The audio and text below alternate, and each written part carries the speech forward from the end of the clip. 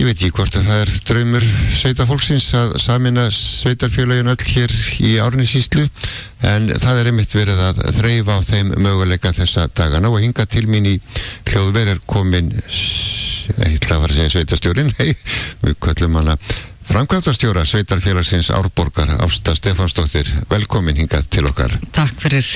Þetta rétt hjá mér að þekki, það verið að skoða möguleika og kosti þess og galla að sameina sveitarfélög í Árnessýslu. Jú, það rétt og þetta má segja kannski byrjar þannig að svona nokkur ára skeið hefur þessi umræða komið upp aftur svona meðal sveitarstjórnarmanna. Ekki kannski síst vegna þess að sveitarfélögin hér á svæðinu þau eiga nú eiginlega Íslandsmetið í fjölda byggðasamlaga og svona samstarfsverkefna. Já, þau eru mikil og margvísleg þessi verkefni sem þið vinnið saman. Já, þau eru mjög mörg og sögum mjög umfangsmikil. Og þá hafa menn svona stundu farið að velta yfir sér af hverju hérna sameinum við bara ekki sveitarfélögin og erum þá bara með þetta allt svona undir einni stjórn. Þetta gerist það alveg að byggðasamlög kannski verða svolítið svona til hlýðar við sveitarfélögin og verða svona öðruvísi kannski heldur en annar rekstur sveitarfélagana. Já, að því svo er þetta svo misjafnt sem þið kannski eru það sameinast það verið að sameinast skólamál á einu stað og svo hluta heilbrigðismálum á öðrum stað og þetta er svona allt meira þess og kruss. Það er svo kruss svolítið og svo eru menn í hinni stjórninu og annari stjórninu og eru alveg búin að missa sjónar á þessu öll saman. En það er nú samt, þetta hefur gengið allt mjög vel með þessi samstarfsverkefni. Það er ekki í rauninni það að það gangi eitthvað illa. Heldur hafa menn svona að fara að ræða þessi mál oft og síðan kom bara núna í vetur svo hugmynd bara formlega fram að það farið í það að skoða í raun og veru bara kosti og galla þess að sameina sveitarfélögin í Árnessýslu eitt sveitarfélag. Já, og eru öll sveitarfélög sammála í þessari skoðun? Já, í fyrstu umferð þá ákvaðu öll að taka þátt í þessari vinnu nema Bláskógabbyggð. Síðan var þetta svona þróað aðeins áfram og unnið og ákveðið að fara í svona sviðsmyndagreiningu svo kallaða. Já. Og Bláskógabbyggð var búið að vera með því líka og þeir ákvaða að taka þátt í því án allra skuldbindinga eitthvað framhald, sko. Já. En það eru allir semst inn í þessu núna og þetta sviðsmyndagreining segir fólk hvað nú það er það ekki bara einhver uppfinningur Reykjavík og engin skilur neitt, sko. En þetta er svolítið áhugavert, það er svolítið svona verið að skoða, horfa yfir sviðið, horfa yfir þetta svæði og reyna að horfa svolítið til framtíðar. Við erum oft svolítið í því þegar við erum að skoða þessa hluti að við horfum bara á stöðuna eins og hún er akkurat núna. Hvernig er staðan hjá sveitarfélaginu mínu akkurat núna, hef ég einhvern haga því akkurat núna að sameinast einhverjum með að gera eitthvað eða gera eitthvað breytingar. En þannig erum við svona að reyna að horfa á hvað getur gerst í samfélaginu og erum við sterkari saman eða skiptir engu máli, er bara betra að hafa þetta eins og þetta er og við erum búin að vera svolítið í þessari vinnu. Hafið þið fengið einhverja utanakomandi aðstoð í þetta? Já, við fengum KPMG hefur svona sérhæft sig svolítið í þessari tegund af greiningarvinnu. Það er að fara í alls konar svona greiningar. Það er að fara í greiningar sem snúa bara fjármálum sveitarfélagana eða einhverjum afmörkuðum þáttum. En við ákveðum að horfa svolítið víðar á þetta. Það er verið að skoða líka svona lykiltölur úr bókhaldi og rekstri en að horfa líka á þessa svona svo kalluðu sviðsmyndir og reyna að gera okkur í hugalund hvernig staðan gæti orðið hér á okkar svæði á Suðurlandi árið 2030, 2035 eitthvað svoleiðis. Hvað getur gerst? Getur atvinnutækifærum fjölgað eða dregst allt saman, verður hrun í ferðamannaiðnaðinum eða heldur áfram þessi gríðarlegi vöxtur, hvað með innviðin á svæðinu, alltaf verið að tala um innviði, vegi og heilbrigðiskerfið og allt þetta. Hvernig þróast þetta? Gerist eitthvað? Verður eitthvað framþróun eða hnignar enn frekar? Og við erum svona að reyna átt okkur á þessu og segja sko, ok, ef þetta og þetta gerist, er það betra að við séum all saman einu sveitarfélagi? Eða ekki.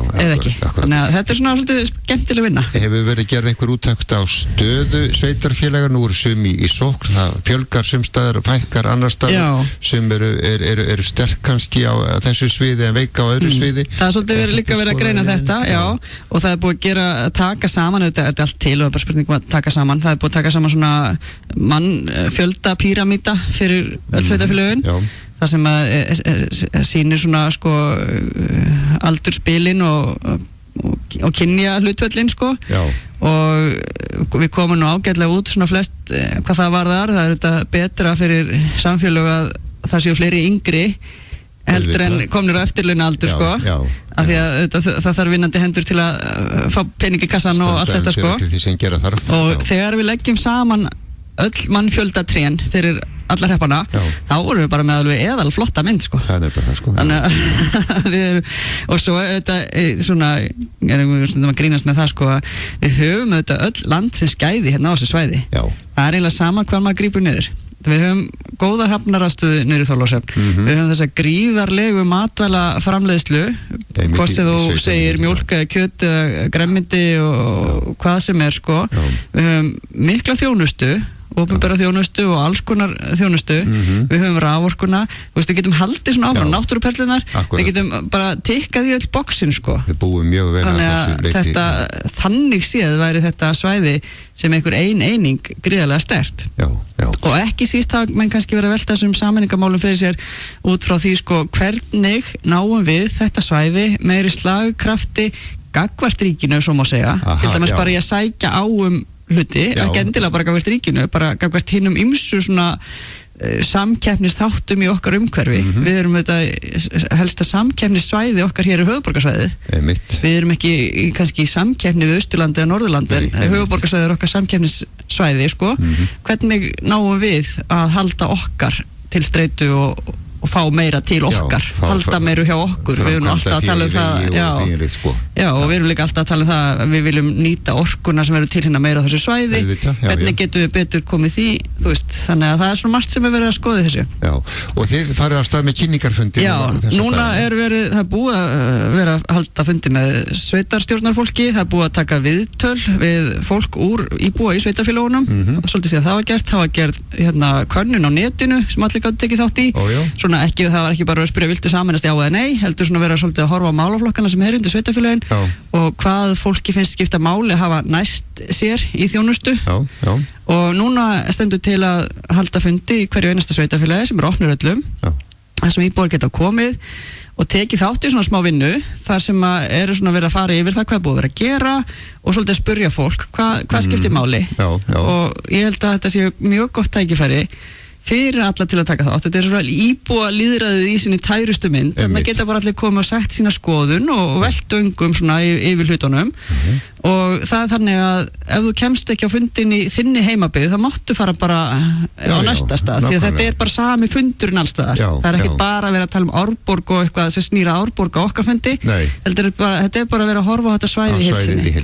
Þannig að það hefur engin afsökun fyrir að fara ekki á fundi.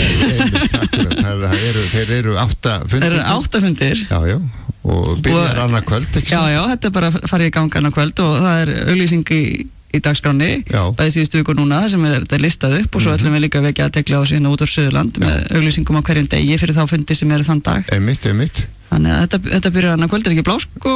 Það er í Aratungu, já, það er rétt bunað hjá mér. Annað kvöld 50 og síðan aftur eftir helgi á mánudeginum í Grímsnesinu. Já. Þannig, og svo er einhver þessi áfram og síðasti fundurinn í Þorlákshöfn í Versölum á mánudaginn 7. júní. Já. Þannig að þetta er heilmikið prógram. Þetta er heilmikið prógram, sko.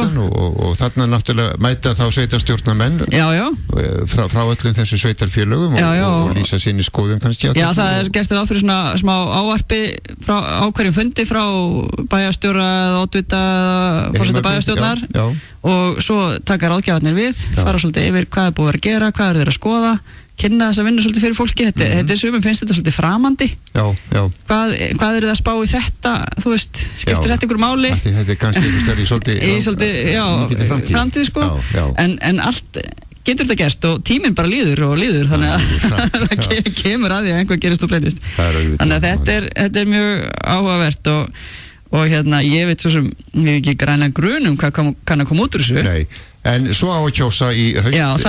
Í rauninni er gert ráð fyrir því að þegar að þessi vinna er búin, þessi fundir núna og síðan halda ráðgjafarnir áfram að vinna í sumar og þeir eru að fara líka í að taka viðtöl við embættismenn hjá sveitarfélögunum, svona til að átta sig á rekstur málaflokkana og hvað er þetta að gera og svona og eru líka að vinna í svona fjármálagreiningu og þess að og við fáum síðan einhverja skýrslu frá þeim í haust.